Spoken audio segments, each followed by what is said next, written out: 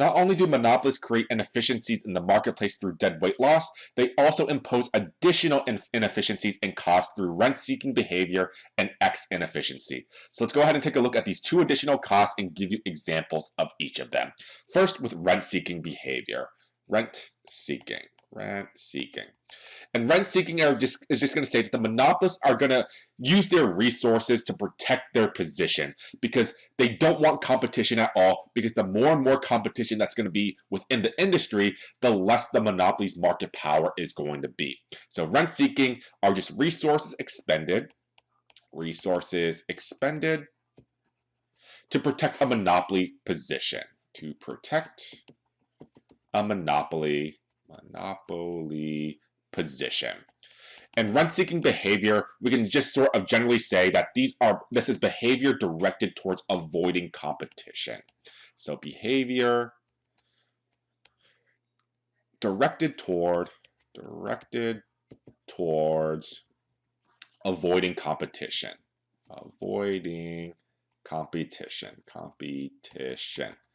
So we know that the monopolists, they can have the potential for a lot of profits, and instead of putting the profits back into the company, producing better quality goods or services or goods that consumers want, they're going to use all that money to protect their position and prevent competition within the industry and cement themselves as the only firm that's going to provide this good or service, and that is going to lead them to even more profits. So here, a very good example of rent-seeking behavior is going to be with lobbyists. So lobbyists. And we'll do a specific example right here. There's a very huge lobbyist here in Florida for the sugar industry. So let's talk about the sugar industry. So if you don't know what lobbyists are sort of like the middlemen between the firms and corporations and government officials. And what exactly do lobbyists do? So the firms and corporations, they want to go ahead and have laws that are going to be beneficial for the firm or corporation. So what do? They pay these lobbyists huge amounts of money to go ahead and persuade or lobby the government officials. That's where the name comes from. And basically, they're going to persuade the government officials to pass laws that are going to be in the best favor of firms or corporations. It's a very, very sort of shady and very, very sort of corrupt deals that sort of go on, but it is allowed by the US government, and that's exactly going to be seen in a lot of sort of governments around the world as well. Very corrupt, but it is the sort of actions that we do see nowadays. So here in Florida, we have a very huge sugar lobbyist. We also have a very huge sugar industry. And what does the sugar industry want? They want to maintain their monopoly position. They don't want any sugar coming in from abroad or internationally, because if international sugar came into the United States, then prices would drop by a lot, and that would be hurting the sugar industry that we have here in Florida. So what do the sugar people do? What do the sugar industries do? The firms and corporations here in Florida, they hire all of these lobbyists, and the lobbyists go to the Florida politicians, the Florida senators, the Florida congressmen and women, and basically they say, hey, we are lobbying in favor of the sugar industry. We're going to give you a lot of money, or we're going to give you a very, very good deal, something along those lines. And of course, the politicians will say, okay, we're going to go ahead and enact some type of laws or legislation that's going to be beneficial for the sugar industry itself and prevent foreign or international sugar from coming in. So here we see that all of the resources, all the money, the profits that the sugar industry makes is just going into feeding in these lobbyists in order to protect their position right here, rather than finding better quality sugar or finding a new way to process sugar, something along those lines.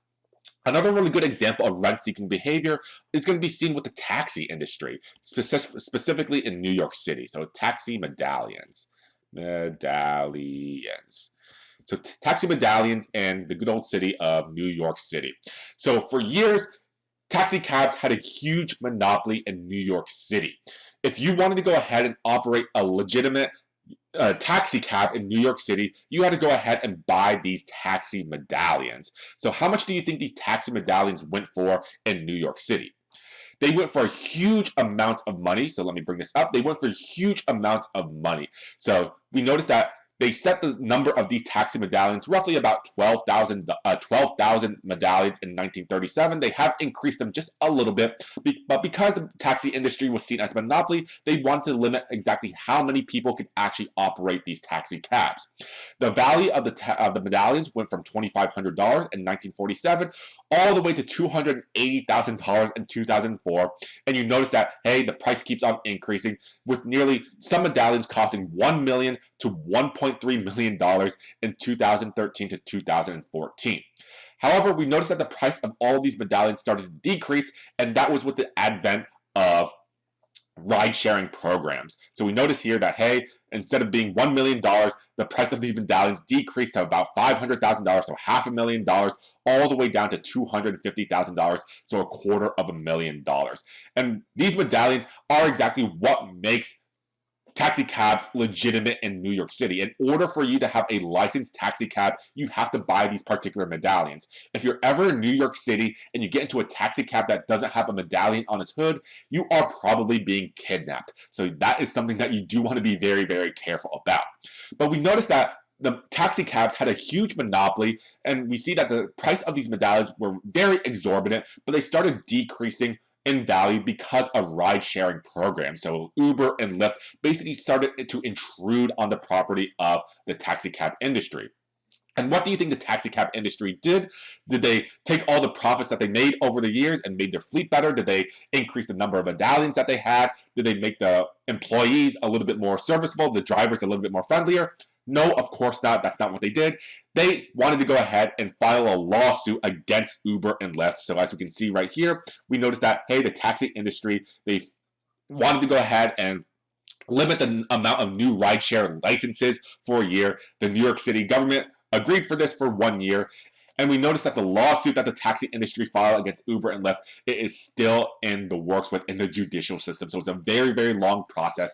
And this is exactly what we see with rent-seeking behavior. The taxi industry trying to protect its monopoly position, trying to prevent new competitors, Uber and Lyft in this instance, from intruding on the property. And that's all the money that the taxi cab industry is going to use for their own benefits. So an additional cost, an additional inefficiency that we see being built up with monopolies. The second cost that monopolies are going to impose, or the third one in the sort of general scheme of things, is going to be something known as X inefficiency. X inefficiency. ICIENCY. So X inefficiency just tells us that because the monopoly is in a position of market power, they're going to go ahead and increase their costs. They're going to incur costs and spend a lot of money. And this type of money and this type of spending isn't going to necessarily be in the best interest of the firm itself. So here they're going to incur excessive, and unnecessary costs. Unnecessary costs. So the monopoly firm is going to incur excessive and unnecessary costs, meaning that they're just going to spend because they have the money to do so. And all the spending is not going to be beneficial for the firm at all. A few really good examples of this we see for bonuses to CEOs. Bonuses to CEOs.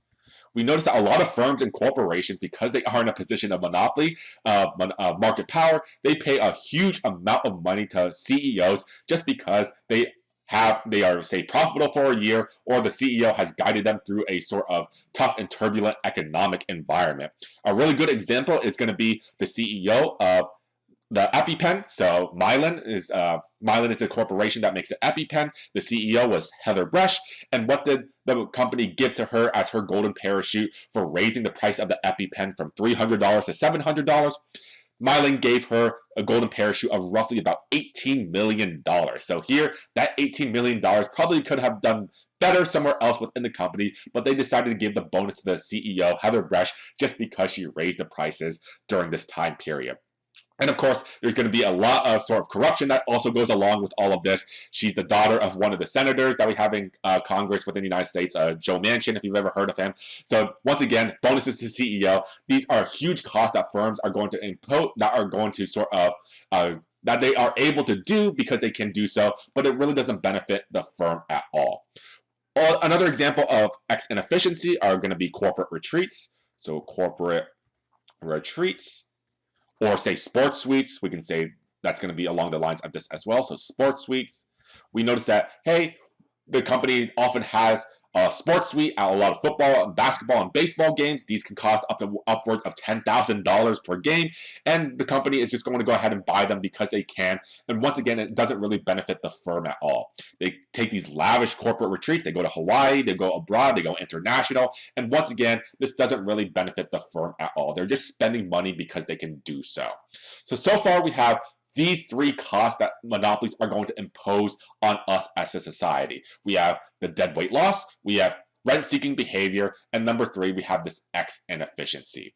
Although these three costs are going to be imposed by monopolies, and they do impose a very big cost on society as a whole, there are a few benefits that monopolies do create for us in the economy. So monopolies create benefits in terms of innovation, new products and technologies. So monopolies themselves, these are the types of firms that are the ones that are going to continue to have this research and development. The vast majority of products, technologies, they do come from monopolies, and these technologies and products are going to benefit us as for society. And we need to go ahead and give these monopolies some type of incentive to create these new technologies and products, and that's where the patents and copyrights and government protection does come in just with a little bit. We do see that the monopolies have these benefits. They are the ones that are incentivized to create these products, these technologies, these innovations and processes. And as we have more of these things, that's going to benefit us as society. But we can't forget about all the costs that's going to be imposed. So there's sort of a balancing effect that we have right here. Monopolies do create some type of benefits, but they also impose costs. And the cost is something that we focused in on just a little bit more with X inefficiency, rent-seeking behavior, and also with dead weight loss. We'll go ahead and take a closer look at monopoly strategies with price discrimination in the next few videos. So what exactly can the monopolist do in order to increase its profits by charging people different prices rather than just by charging everyone the same exact price? We'll go ahead and take a closer look at that in the next lectures.